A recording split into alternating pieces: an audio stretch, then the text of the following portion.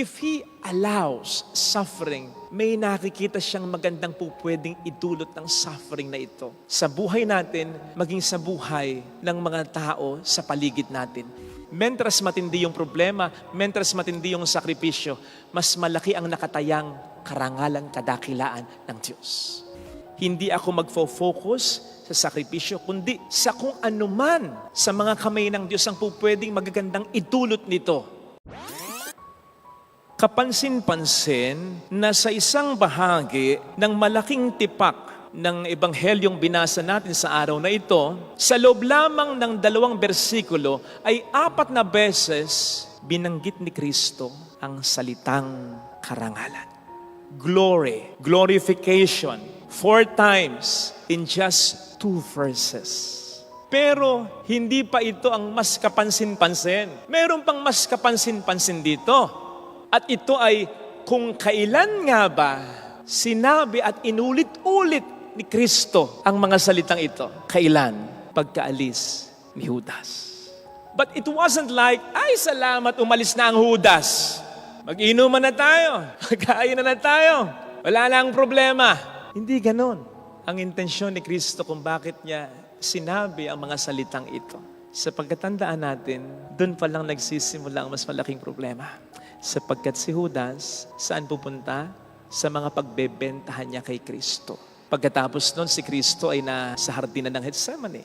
At may lalabas na dugo mula sa kanyang katawan. Sapagkat siya'y troubled, nagugulumihanan. Aarestuhin na siya. Magkakagulo na. Iiwanan na siya ng mga alagad niya. Itatatwa pa siya ni Pedro nang hindi lang isa kundi makatatlo. Litisin na siya, hahagupitin na siya. Yung panghagupit na nakikita natin sa pelikulang The Passion, Ano? Mas malala pa nga ito. Magbubuhat na siya ng krus. Mumurahin na siya.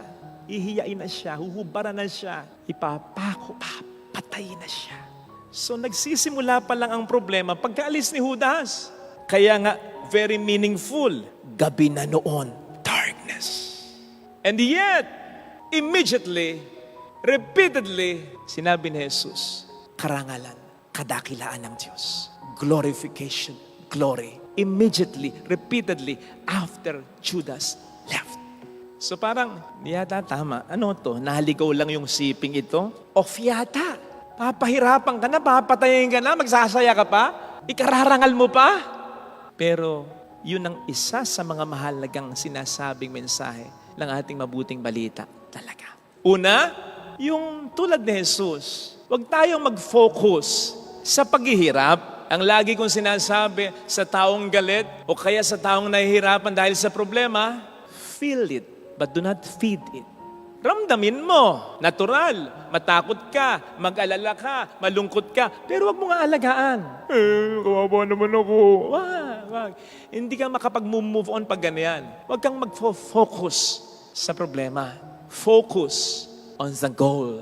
Sa mga legend sa Facebook, sabi nga, di ba? And only a legend knows this. Focus lang sa goal. And the ultimate goal as Christians is heaven. Di ba? Sa langit wala nang pagdurusa. Sa langit wala nang paghihirap. Pero hindi lang dyan. Kasi bago tayo mapunta ng kalangitan, ipe-prepare muna tayo ng Diyos para dyan. Kung may ultimate goal, may mga small goals. Yung mas maging matyaga tayo, yung mas maging masakripisyo tayo, yung mas mapalapit tayo sa Diyos, yung mas maging wise tayo, yung mas maging determinado tayo, yung mas matuto tayong tumayo sa ating mga sariling mga paa. Lahat ng ito kinakailangan sa biyaya at awa ng Diyos upang ma-form ang ating karakter and therefore upang ma-prepare tayo papuntang kalangitan at makatutulong ang ating mga sufferings diyan. Hindi nga ba, mas matatag ka ngayon, mas madiskarte ka ngayon, mas malapit ka ngayon sa Panginoon dahil sa mga problemang naranasan. Makatutulong ang mga sakripisyong ito. Pero wag tayo mag-focus dito. Mabanggit ko lang, hindi nga ba si St. Paul mismo, ang sabi niya, 3 beses, hiningi ko sa Diyos na alisin ang thorn in my flesh na ito. Ano man yun? Maliwanag na suffering yon. Pero hindi yun inalis ng Panginoon sapagkat yun ay ginamit pa ng Panginoon para kay San Pablo upang siya ay mas maging mapagkumbaba, upang siya ay mas maging mabuting tao. Kaya Kaya, kailangan pa rin ng mga sakripisyo kasi gagamitin ng Panginoon ito upang tayo mas maging mabuting tao. Basta, wag lang tayong magfo-focus dito para hindi maging mas mabigat ang pagharap natin sa mga ito. Mag-focus tayo sa goal ng bawat sakripisyo. May mangyayaring maganda, malalampasan ko ito, at yung ikalawa, kasama ko ang Diyos sa pagdadala nito. At kapag kasama natin ang Diyos, nandun agad ang glory, nandun agad ang solusyon in the works, in the process, nandun agad ang siguradong tagumpay. Makailan ay nag-text sa akin yung kaibigan ko kasi pinagdarasal namin yung kalusugan niya. May natagpuan kasing malaking mass sa kanya. So ang prayers namin ay benign sana. After a while, nag-text siya, Father, cancer, stage 3. So nalungkot ako para sa kanya. Pero isang araw ang makalipas, nag-text na naman, Father, I'm so blessed. I'm blessed. Lub-lub ko, cancer, stage 3, blessed. And then, she continued, Father, ang daming nagmamahal sa akin. Mga kapatid ko, yung iba uuwi pa para tulungan ako, i-assist ako.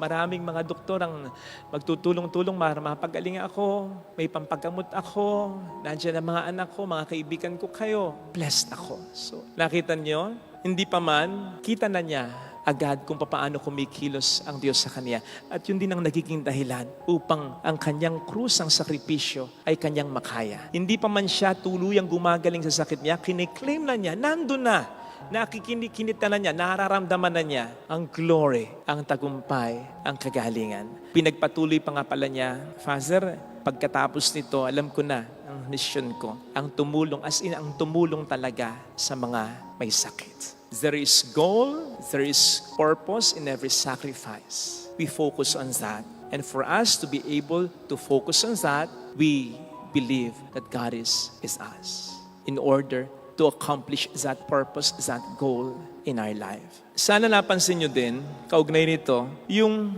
sinabi ni Kristo kay Judas. Pagtapos niya itong bigyan ng tinapay at ipagsawsaw. Ang sabi ni Jesus kay Judas, gawin mo na ang gagawin mo. Kung iisipin po natin, po pwedeng hindi talaga sinabi ni Jesus ito diretso kay Judas. Kasi yung unang bahagi, bago ito, ang sabi ni Saint John, nang matanggap na ni Judas ang tinapay, si Satanas ay pumasok sa kanya. So hindi kaya, yung mga salitang yon, gawin mo nang gagawin mo, hindi talaga kay Judas sinasabi ni Kristo, kundi kay Satanas na kumukontrol or nangingibabaw sa pagkatao sa time ni Judas. Kung papaanong nang sabihin din ni Kristo kay Pedro, lumayo ka sa akin, Satanas, ay po pwedeng hindi rin talaga si Pedro ang diretsyong sinasabihan ni Kristong Satanas, kundi si Satanas na nangungusap kay Pedro. So po pwedeng sa tagpong ito, ang hinahamon talaga ni Kristo ay hindi si Judas, kundi si Satanas. Kasi si Satanas naman talaga ang may pakana ng lahat ng ito. Huwag nating sisihin si Judas. Huwag nating sisihin si Pilato. Huwag nating sisihin ang mga Hudyo, ang mga Romano. Ang kasalanan ng tao ang siyang dahilan kung bakit napako si Kristo. At si Satanas ang dahilan ng lahat ng ito. Kaya kung ipaparaphrase natin yung sinasabi ni Jesus kay Judas na sinasabi niya kay Satanas, kung anong gagawin mo, Satanas, mo na, bring it on. Alam kong mahihirapan ako, pero alam ko ngayon pa lang, tagumpay ako. Dahil alam ni Jesus ang purpose ng kanyang magiging sakripisyo. At alam din ni Jesus ng Diyos ay kanyang kasama. Kaya hindi pa man, nandun na ang tagumpay niya. Sana mga kapatid, ganun din ang maging pakiramdam at isipan natin kapag tayo dumaranas sa mga problema at mga sakripisyo. Isipin natin na may purpose ito. Kasi hindi hahayaan ng Panginoon na tayo ay maghirap, sabi ko nga na tayo ay umiyak, nang wala siyang magandang binabalak. Kasi ang magiging karakter ng Diyos pag ganun, sadista. Pinapahirapan ko lang kayo nang walang dahilan, kundi gusto ko lang kayong mahirapan. Hindi ganun ang Diyos. If He allows suffering, may nakikita siyang magandang po pwedeng idulot ng suffering na ito. Sa buhay natin, maging sa buhay ng mga tao sa paligid natin. Natatandaan ninyo yung kay Lazaro? Pwede naman niyang pagalingin si Lazaro habang may sakit pa. Hinintay pa niyang mamatay talaga. Pero anong sabi ng Panginoon? Nangyari ito upang makita ng tao ang kadakilaan ng Diyos. Kasi kung dumating si Kristo kay Lazaro, nang may sakit pa lang at pinagaling niya, parang ordinaryong pagpapagaling lang. Pero yung buhay nito ni Kristo, iba yan. Mas nalantad ang kadakilaan ng Diyos sa harapan ng mga tao. Kaya't kung minsan, mentras matindi yung problema, mentras matindi yung sakripisyo, mas malaki ang nakatayang karangalan, kadakilaan ng Diyos. Mas ihahayag niya ang kanyang kadakilaan. Mas ihahayag niya ang kanyang karangalan. Mas malalantad sa tao ang kanyang kabutihan, ang kanyang kapangyarihan, at ang kanyang pagmamahal. So lagi natin iisipin yun. May purpose, may goal sa bawat sakripisyo. Hindi ako magfo-focus sa sakripisyo, kundi sa kung anuman sa mga kamay ng Diyos ang pupwedeng magagandang idulot nito. Ngayon, kung ma-focus naman ako sa mga problema ko, isi-shift ko agad yung focus ko at sasabihin ko sa sarili ko, kasama ko ang Diyos. Nakasurrender sa Diyos ang buhay ko. Kasama ko ang Diyos sa pagdadala ng mga sakripisyong ito. Kaya hindi po pwedeng, hindi ko mapagtagumpayan ito at hindi po pwedeng hayaan ng Diyos na walang maidulot sa aking mabuti ito. Hindi niya ako iaalaw na mahirapan ng wala lang. Doon, mas lalantad ang kadakilaan ng Diyos sa ating buhay. Kanina ay nandun kami sa Malolos, ang mga pare, lahat ng mga pare, ang Bulacan, sa mga ating obispo. Nag-renew kami ng aming mga priestly promises. And you know what? Kanina, I really saw God's glory. I really felt God's presence. Hindi dahil banal kaming mga pare at ang obispo. No. Kundi dahil nandoon kami para mangako uli. Nandoon kami para italaga uli ang aming sarili na sumunod kay Kristo at tumulad sa Kanya.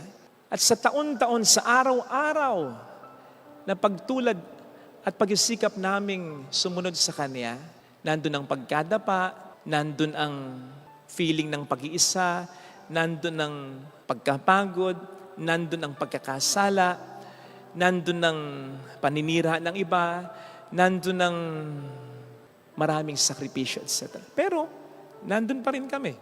Sumusubok uli, nagtatalaga uli ng sarili, lalaban uli, magsisikap uli. Hindi dahil kaya namin, kundi dahil alam ng Diyos na sa pag-isikap naming mas maglingkod at lumapit sa Kanya, hindi niya kami pababayaan talaga. May pinarangalan nga kanina, 25th anniversary, ang kaibigan natin si Father Chicks, Father Eric. At ang mga hinahangaan natin, pare, golden anniversary, Father Leo, Monsignor Lon. Sabi nung kaibigan kong pare, Father Mike, tabi ko, Tol, kaya natin yun? 25 years? 50 years? Sabi namin, kaya natin yan sa tulong ng Panginoon. At yung pagpaparangal na binigay sa mga pari kanina, hindi yun parangal sa kanila. Ito ay parangal sa Diyos. Na sa kabila ng kahinaan, kapintasan ng bawat pari, ay pinagsashine pa rin niya ang kapangyarihan niya, ang kadakilaan niya, ang pagmamahal niya. Kaya kanina, we were really very happy for them. Hindi dahil banal sila, banal kami, kundi dahil nandyan ang Diyos upang tulungan kami. Mga kapatid, alam po ninyo, madalas, ang iniisip nating nagbibigay ng karangalan sa Diyos, syempre ay yung kapag tayo nakagagawa ng mabuti. Tama yun. Nakagagawa ng mga bagay na maganda. Pero nakapagbibigay din po ng karangalan sa Diyos, yung pagsisikap natin na maging mabuti. Kahit na may paminsan-minsan nagkakasala, hindi ibig sabihin okay na magkasala. Pero yung mag-struggle tayo na maging mabuti, yung mag-struggle tayo na mas mapalapit sa Kanya, yun, nagbibigay na ng karangalan sa Kanya. Kaya sana wag tayong mapagod sa kabila ng mga problema, sa kabila ng mga pagkakasala. Patuloy tayong sumunod sa Kanya. Ito sana ang hilingin nating biyaya sa ating banal na misa. magbigay nawa tayo ng karangalan sa Diyos.